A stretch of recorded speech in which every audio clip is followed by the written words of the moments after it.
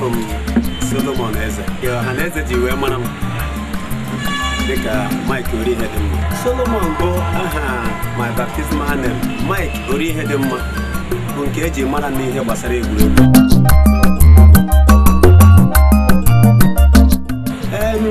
Dịka ihe gbasara egwuregwu Igbo, mụnwa bụ onye isi malitere ya egwuregwu Igbo a n'ala Naịjirịa niile. A malitere ya n'arọ 1976 wee kpọkọwa ihe egwuregwu maka oge ahụ ka mụ na Oliver de Cope anyị na-emekọ ihe. Ọ na-akụ egwu epirie na o ji mkpọmkpọ na-akụgasị na-akpachita. Mụnwa na onwe m were mata ọga wee na-afụ opi nke m, mesịa were kpọọ okpokoro ihe kpọọ ya bụ egwu, rekọdụ ya na redio kaseti. Oliver rekọdụ nke ya ka o mesịziri chọgide otu m ga-esi memeti egwu si ya ka m bara Naịjirịa uru na abụrụ m onye ga-ajụ anya oyi. Emesi Oliver de Cope emesizie nke ya ka apụtaziri na 75 anyị nọcha duzie a sponsor, onye onwe sponsor ya wee wepụta first album ya wee kpọọ ya Expo 76. Wee bee si ya na onye mụ na ya so ochu nwa ngwere enwudogo oke wee gbagharịa si ya mba, chọgide ka nwe onye ga-sponsọ m, enwere m onye enyemaka.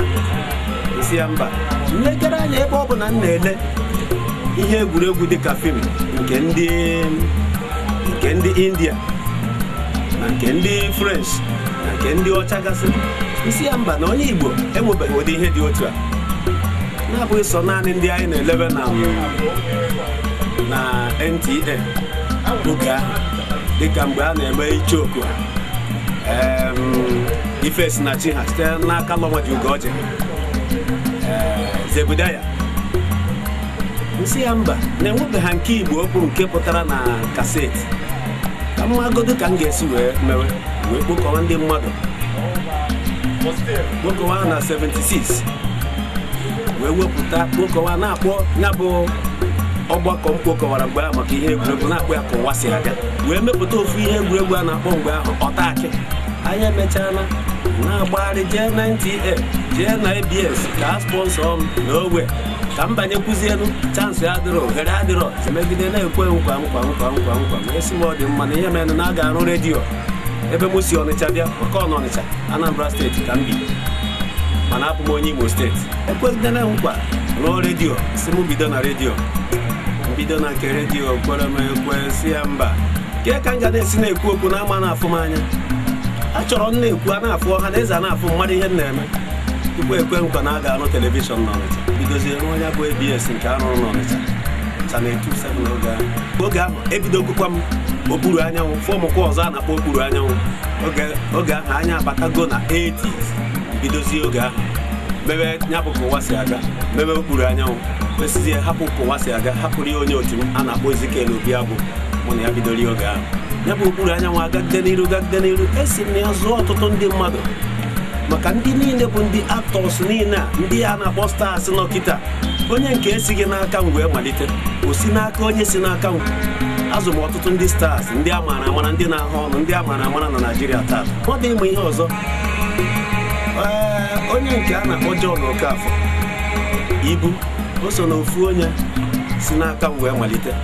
Onye nke a na-akpọ UWAEZUOKE, o sokwa na onye nke ọzọ si n'aka m wee malite. Ọtụtụ ndị n'ime ha, ndị nwaanyị obi dị ya oge m mere Evil Passion, dịka Victor OSUAGWU, ihe ịdadukugbo ha, NGOZI EZEONU ha.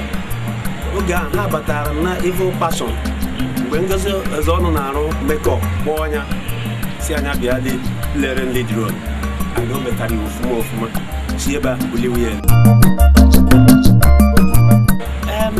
Onwere onye nlekwasịrị anya oge a si n'ọnyanwa, maka na sọ naanị ihe m na-afụdewe bụ ihe onyonyo m na-afụ oge ahụ bụ nke na-eme na NTA bụ UGWUMBA Zebudaya Ichoku and things fall apart.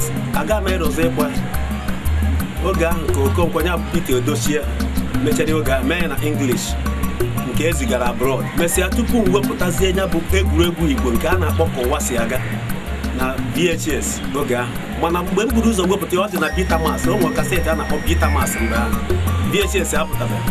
maka adịrọ mmadụ ole nwekwa n'onye bụ Peter Mas oge m na-ekwu ihe abụ ebe 1977-78 emere m okpuru anyanwụ ebe ebidonya na 1980 malite 82, 83, 84, 85, 86, 87 to UWAEZUOKE ji wee bata.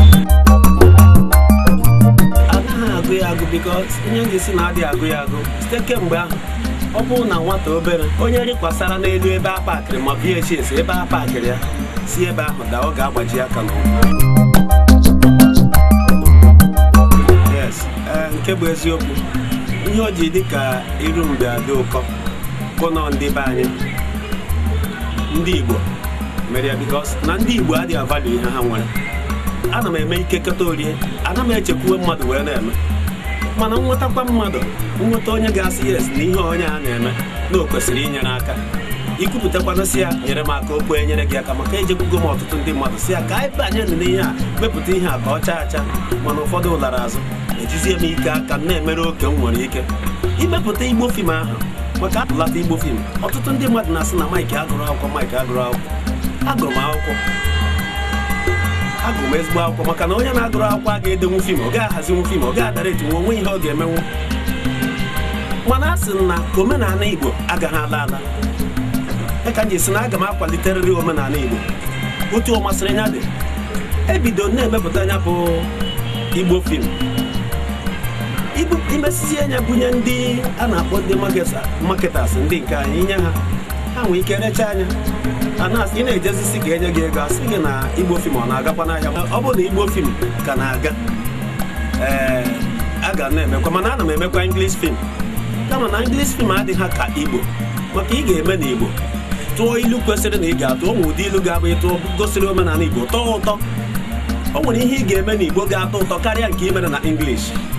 Oge a na-emezi nke English a ọ bụrụ na m adịghị na ile anya most of the films ị ga na-ahụ ebe asịrị directed by Solomon Eze, written by Solomon Eze, produced by Solomon Eze. Ọ mụnwa anọdụ behind the camera na-akụzikwara ndị ọzọ Igbo film ebido gokịta bụrụ ihe ga-aha ọnụ adị ndị Igbo enwetawa n'ọgụgụ isi mata na etufu omenala ha adịrọ mma maka Hausa na-eme nke ha kịta, Efik na-eme, Yoruba na-eme.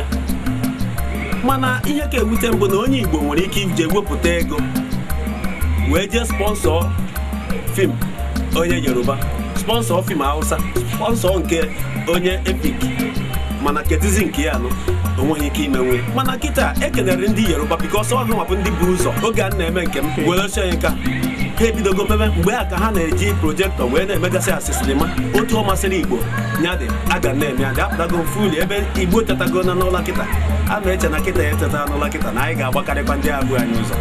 Ugwumba bụ Ugwumba ugwu a na-akwere Igbo ọnụ okwu Igbo ji biri gee Ugwumba n'ọdụbụ Ugwumba Dekwute TV gị nso ma Ugwumba na-aga ihe gbasara Ugwumba ọ ga-adị gị mma uzisa na ozi Ugwumba maka na Ugwumba ji ezigbo ozi wee bịa udo dịrị unu. Ọ dị mma na mgbe ndị mmadụ na-ama ha dị na ukwu bụ ego ka nya bụ nwa amadi bidoro na-agba mbọ na-eme ihe ejije maka na n'eziokwu ọ dị n'ọbara anyị mana anyị na-enọrọ ọfụma. Anyị ga-aga n'ihu n'oge Ugwumba.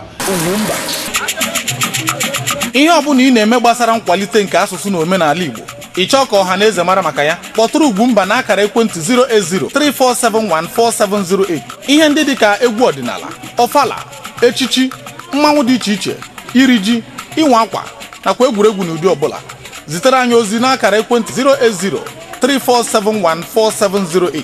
Ndewo. Ugwumba.